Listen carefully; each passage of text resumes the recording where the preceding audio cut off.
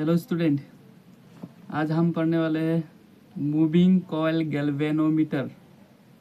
तो गैल्वेनोमीटर होते क्या है, इसका फंक्शंस और कंस्ट्रक्शन के बारे में, ठीक है।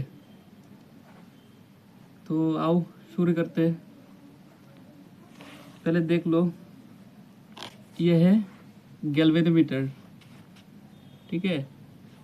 और गैल्वेनोमीटर होते क्या है एक्चुअली, ठीक है। तो पहले उसे डिस्कस करते हैं। तो एक्चुअली हम लोग पढ़ने वाले हैं moving coil galvanometer. Moving coil galvanometer होता क्या है? A moving coil galvanometer is a device used to detect and measure small electric current।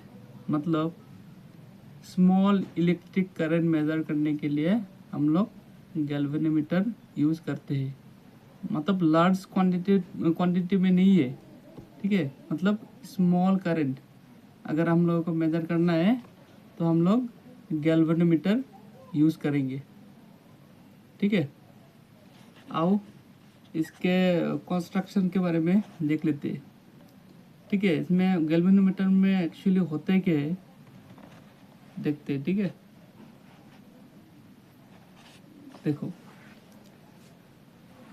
Galvanometer में दो मैग्नेट होते हैं, एक नॉर्थ पोल और एक साउथ पोल का, ठीक है। जिसे हम लोग कहते हैं पार मैग्नेट।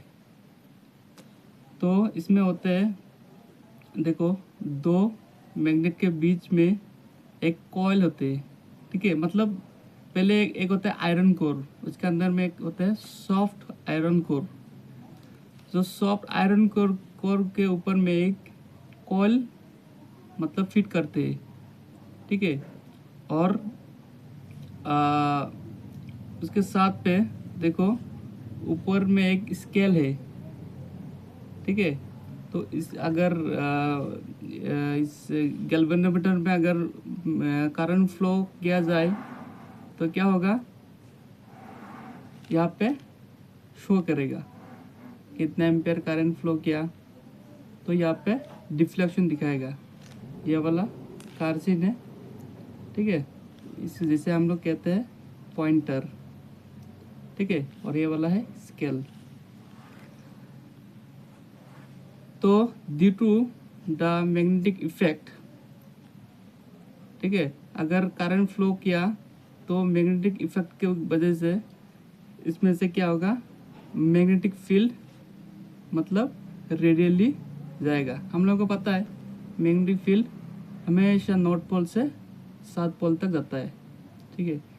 अगर करंट फ्लो किया तो नॉर्थ पोल से रेडियली मैग्नेटिक फील्ड निकलेगा, ठीक है। और कहाँ तक जाएगा, साउथ पोल में जाएगा, ठीक है। जिसके वजह से ये कॉइल घूम जाते हैं, एक कॉइल घूम जाते हैं, ठीक है। और इसमें जो मतलब ये आयरन सॉफ्ट आयरन कोर है ना, ठीक है। तो इसके ऊपर में क्या फीड है, कॉइल, ठीक है। ये कॉइल घूम जाते हैं, ठीक है। ये कॉइल एक्चुअली होता क्या है, कैसे होता है, देखते भी। ये तो दिखता है, मतलब हम लोगों को मतलब ऊपर से दिखता है तो ऐसा दिखता है। एक्चुअली होता है ऐसा सिलेंड्रिकल जैसा, ठीक है।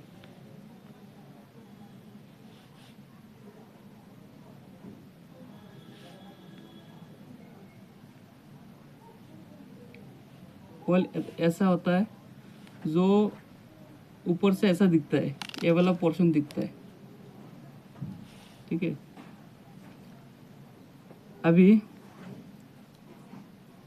इसके कंस्ट्रक्शन में देख लो क्या क्या है।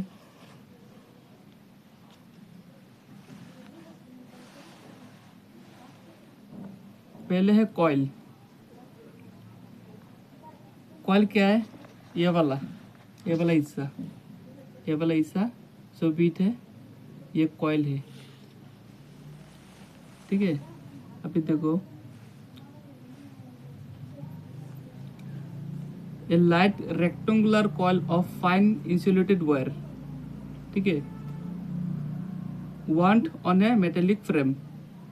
मतलब ये कॉइल, जो एक कॉइल है, ये मेटेलिक फ्रेम जो है ना, जो सॉफ्ट आयरन का है, इसमें ऐसा लपेटा हुआ है, ठीक है, ये रेक्टेंगल जैसा दिखता है। उसके बाद है मैग्नेट। मैग्नेट, दो मैग्नेट फीड है, एक नॉर्थ पोल वाला, एक नॉर्थ पोल वाला और एक साउथ पोल वाला। तो मैग्नेट क्या करते हैं, produce a radial magnetic field, मतलब रेडियल मैग्नेटिक फील्ड प्रोड्यूस करता है, ठीक है। उसके बाद में soft iron core. Soft iron core किधर है, प्लेस इनसाइड द कॉइल। तो जो पहले बोला है, जो मेटेलिक फ्रेम है, ठीक है, जिसके ऊपर में क्या है, कॉइल है, makes the magnetic field radial and increase sensitivity. तो 4 नंबर पे है पिवोट। पिवोट किधर है, इसका काम होता है, it's provide a restoring torque, ठीक है। तो पिवोट होता है, देख लो डायग्राम पे, इधर होता है पिवोट, ऐसे ऐसे ऐसे ऐसे, मतलब स्प्रिंग जैसा, ठीक है, ये वाला पिवोट होता है।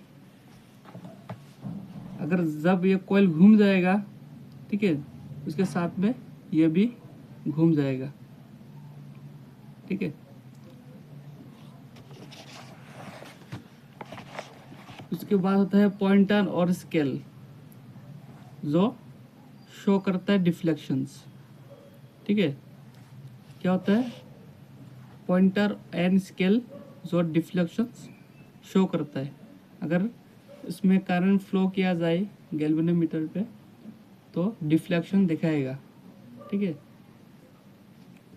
अभी देखो इसका वर्किंग कैसा होता है, देखो। When current flows through the coil, a torque acts on the coil due to magnetic field. अगर करंट पास किया जाए, फ्लो किया जाए कॉइल पे, तो एक टॉर्क जनरेट होगा, प्रोड्यूस होगा, ठीक है।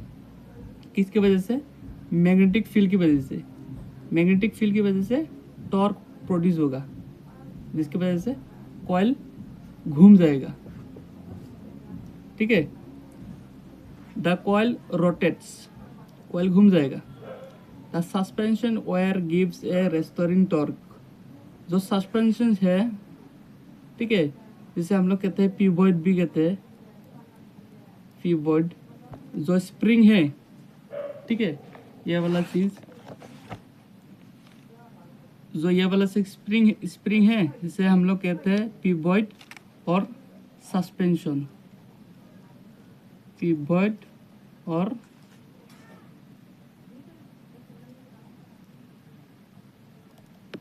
सस्पेंशन कहते हैं, ठीक है। क्या होगा, the suspension wire gives A restoring torque. जब ये कॉइल घूम जाएगा, ठीक है, तब पहले तो मैग्नेटिक फील्ड की वजह से कॉइल घूम जाएगा। उसके बाद क्या होगा, जो पिवोट है वो रेस्टिंग पोजीशन पे आ जाएगा, ठीक है। तो वो भी घूम गया, तो उसे हम लोग कहेंगे रेस्टोरिंग टॉर्क।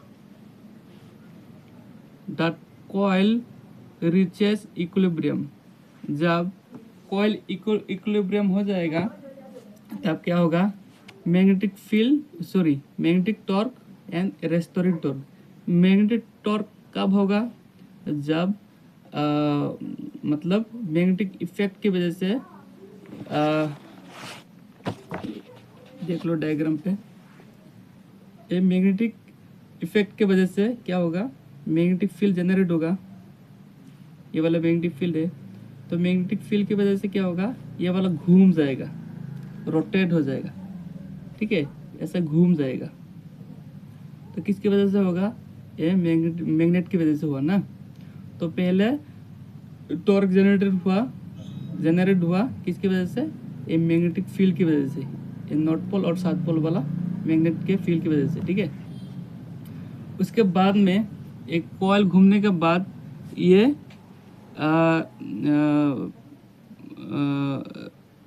रेस्टोरिंग पोजीशन पे आने की कोशिश करेगा, मतलब पहले जहाँ पर था ये कॉइल वहाँ पे आने की कोशिश करेगा, ठीक है। तो पहले तो ऐसा घूम गया, ठीक है। उसके बाद क्या होगा, ऐसा घूमेगा, पहले जहाँ पे था ये कॉइल वहाँ पे आ जाएगा। तो उसे हम लोग कहेंगे रिस्टोरिंग टॉर्क। जब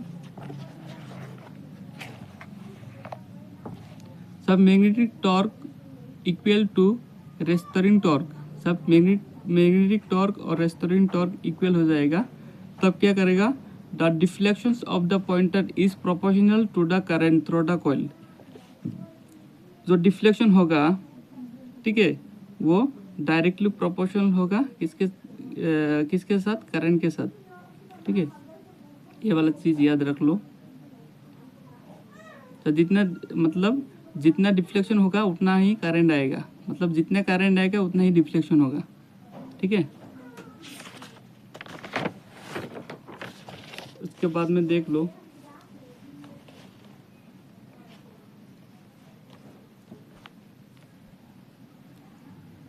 मैग्नेटिक टॉर्क। तो ये वाला मैग्नेटिक टॉर्क ये वाला कब हुआ था, मैग्नेटिक फील्ड की वजह से ना। तो जिसका फॉर्मूला हम लोगों को पहले ही मिल गया था टॉर्क का फॉर्मूला में, ठीक है।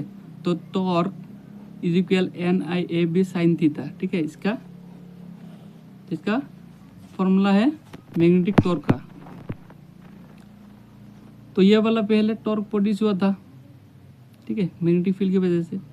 ये वाला टॉर्क कब मैक्सिमम होगा, जब साइन का वैल्यू 90 डिग्री होगा, ठीक है। क्यों 90 डिग्री होगा, क्योंकि जो मैग्नेटिक फील्ड है और एरिया वेक्टर है, एरिया वेक्टर क्या है, जो एरिया है, ये जो जो सिलेंडर है अंदर, ठीक है, कॉइल है, कॉइल का एक एरिया है। तो उसका एरिया पकड़ लो, ये वाला ये एरिया वेक्टर है, मतलब जो आयरन का बना हुआ था, ठीक है, सिलेंडर जैसा था, उसका एक एरिया है। हमेशा एरिया वेक्टर क्या होता है, अपवर्ड होता है ना, मतलब 90 डिग्री होता है, ठीक है। पकड़ लो, ये वाला सिलेंडर है, सिलेंड्रिकल कॉइल है, तो इसका एरिया वेक्टर कहाँ पे होगा, यहाँ पे होगा हमेशा, ठीक है।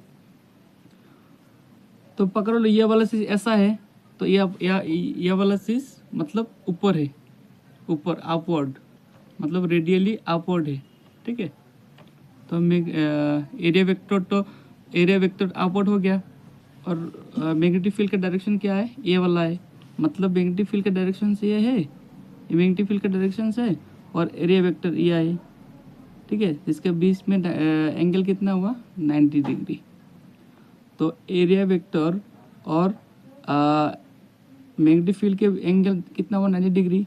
तो साइन का वैल्यू निकल गया, साइन अगर 90 डिग्री बिठा दूँ तो साइन 90 डिग्री का वैल्यू क्या है, साइन 90 डिग्री मीन्स 1, तो 1 आ जाएगा। तो फाइनली हम लोग को मिल गया NIB। तो ये है मैक्सिमम टॉर्क, ठीक है। और रिस्टोरिंग टॉर्क क्या है, कब मिला था, जब कॉइल घूमने के बाद वो पहले जहाँ पे था वहाँ पे आ गया था, ठीक है, वो वाला टॉर्क है रिस्टोरिंग टॉर्क, जिसका फॉर्मूला है tau is equal K is equal phi. तो क्या है, K is equal torsional constant है, ठीक है, और फाई क्या है, एंगल है, ठीक है। अभी देखो, जब कॉइल इक्विलिब्रियम पे आ जाएगा, ठीक है, तो क्या हो जाएगा, रिस्टोरिंग टॉर्क और मैग्नेटिक टॉर्क इक्वल हो जाएगा, है ना। अभी देखो, जब कॉइल इक्विलिब्रियम पे आ जाएगा, ठीक है, जब इक्वल हो जाएगा, दोनों टॉर्क अगर इक्वल हो गया तो पहले वाला मैग्नेटिक इफेक्ट वाला टॉर्क ये वाला और ये वाला था रिस्टोरिंग टॉर्क, दोनों टॉर्क जब इक्वल हो जाएगा तब क्या हो जाएगा, ये मतलब ये वाला मिल जाएगा, ठीक है। तो हम लोग क्या किया, आई इधर है, आई को हम लोग इधर लेके आया, ठीक है, और के को इधर लेके आया, ऐसा हो गया। तो ये वाला जो मिल गया हम लोगों को, ये वाला है current sensitivity. It is very very important for the examinations, exam के लिए बहुत इंपॉर्टेंट है, याद रख लो। करंट सेंसिटिविटी क्या है, we define the current sensitivity of the galvanometer as the deflections per unit current, ठीक है। पर यूनिट करंट के वजह से अगर डिफ्लेक्शंस हो गया गैल्वेनोमीटर पे तो उसे हम लोग कहेंगे करंट सेंसिटिविटी। ये वाला चीज़ याद रख लो, ठीक है। अब देखो, same formula 5/I is equal NIFB divide by के हम लोग को मिला था ये वाला। तो अगर I के साथ R को मल्टीप्लाई कर दूँ और K के साथ R को मल्टीप्लाई कर दूँ तो क्या होगा, ये IR का मतलब क्या है, V इज इक्वल IR, है ना। मतलब IR की जगह पे हम लोग V लिख सकते हैं, ठीक है। और ये वाला तो हम लोग क्या किया, एन, एक सेकेंड रुको, ये यहाँ पे आई नहीं है, ठीक है, NAB है। तो NAB डिवाइड बाई के, NAB डिवाइड बाई के आर। तो हम लोगों ने क्या किया, पहले क्या किया था, आर को आई के साथ आर को मल्टीप्लाई कर दिया, यहाँ पे के साथ आर को मल्टीप्लाई कर दिया, ठीक है। तो IR का मतलब भी है, तो NAB डिवाइड बाई के को रख दिया, आर को उधर भेज दिया, 1/R हो गया, ठीक है। तो इसे कहते हैं वोल्टेज सेंसिटिविटी। अभी वोल्टेज सेंसिटिविटी क्या है, we define the voltage sensitivity as the deflections per unit voltage, ठीक है। जिसका मतलब है वोल्टेज की वजह से अगर गैल्वेनोमीटर पे डिफ्लेक्शंस आ गया तो हम लोग कहेंगे उसे वोल्टेज सेंसिटिविटी।